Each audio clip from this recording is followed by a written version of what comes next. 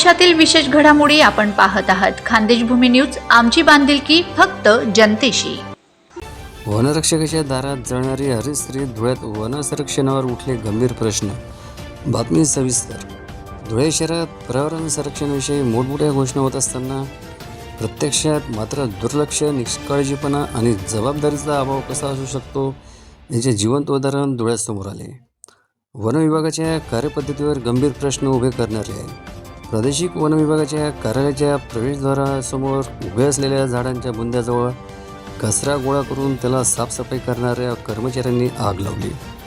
परिणामी त्या झाडांचा बुंदा मोठ्या प्रमाणावर भाजला, साल काळवंडली आणि झाडांचे दीर्घकालीन नुकसान होण्याची शक्यता निर्माण झाली.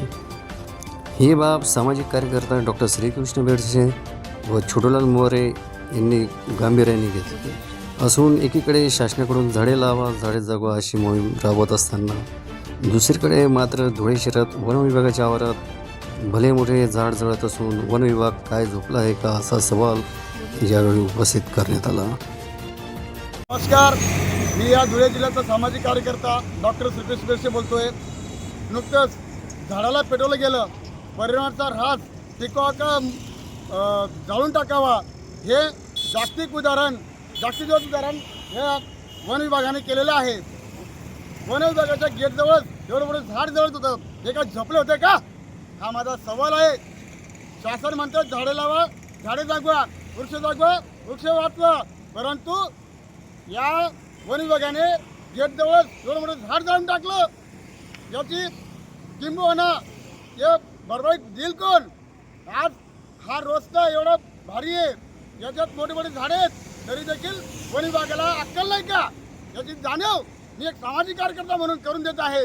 झाडे जगवा झाडे वाचवा हा संदेश आहे, परंतु आपला हे जे वन विभाग आहे यांनी कायची गरज आहे, यांनी पाहायला पाहिजे.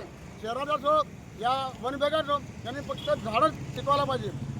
ही माझी नम्र विनंती आहे. जर सर्व जिल्ह्यामध्ये वृक्षप्रेमींनी लक्ष द्यावं आणि यात वाईटपणी पण लक्ष द्यावं, नाही तर आम्हाला आंदोलन करण्याच्या भाग पडू नका. जय भीम, जय महाराष्ट्र, जय संविधान.